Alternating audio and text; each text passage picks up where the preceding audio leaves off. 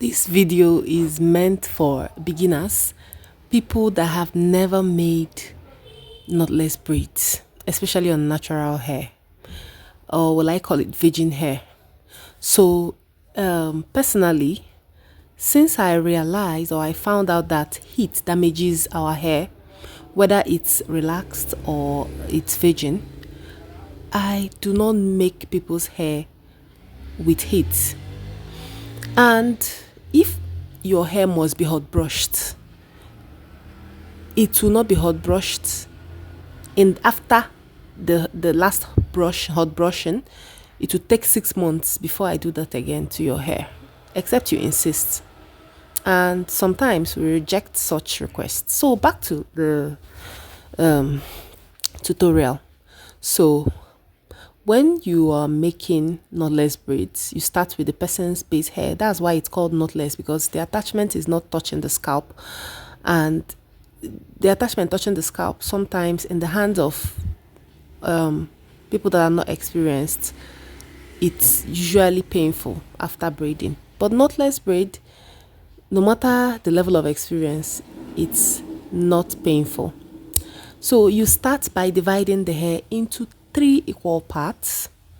And if you follow my fingers when I started this video, you would have seen how I did it.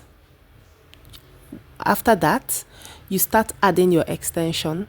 After the first cycle, second cycle, you start adding your extension during your third cycle.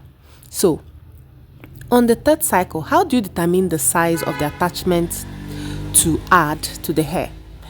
One of the hands, those 3 hairs that you divided into 3, those hair that you divided into 3, one of that hand, the thickness of that hair, when you squeeze it, that's the size of the attachment you add.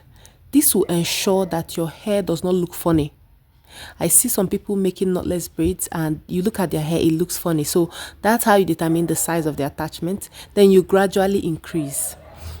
And you increase until you see that the increment will not weigh down the hair.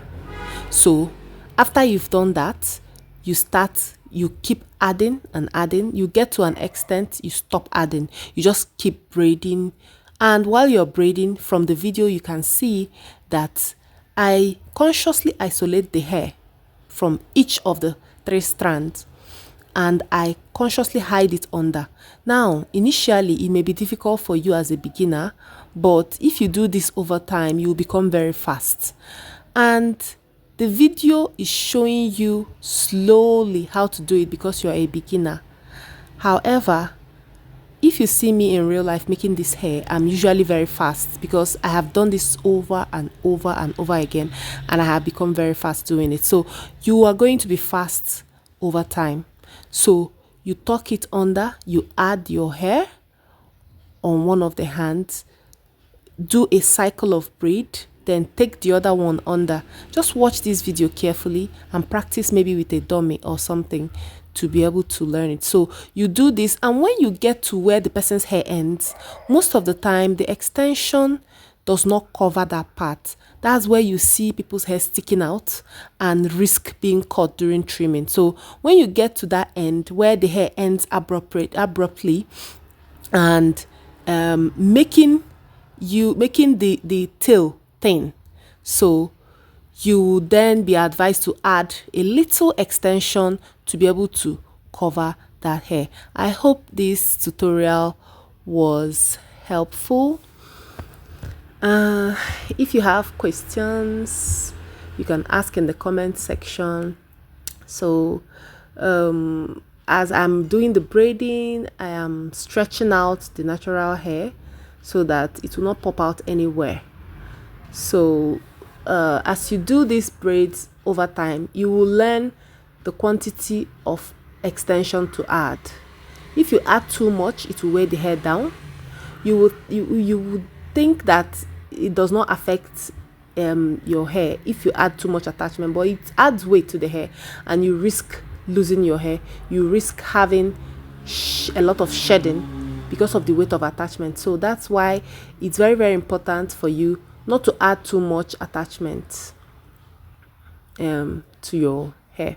So this hand motion, I'm trying to show you how I twist the attachment so that the extension that I added will not reflect as if I'm doing Ghana braids. So you can watch this video over and over again for you to get a proper guide on how knotless braid is done. So once you pass the person's hair, you braid like 2 more inches down so that when you are loosening the hair, you will not cut